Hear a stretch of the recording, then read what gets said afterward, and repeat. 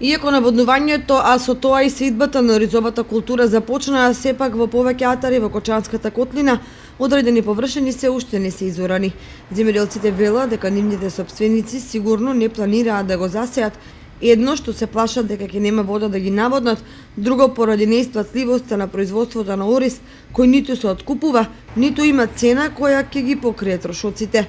Дел од површините кои освен за ориз за други култури не ги бива, а се опфатени со измените на планот за наводнување, исто така ќе останат непосејани. Во услови кога светот и нашата земја постојано се борат за поголемо производство на храна, оставањето на нивите необработени предизвикува повеќекратна штета. Земјоделците се најзагрижени затоа што необработените ниви се полнат со плевели кои подоцна тешко се искоренуваат.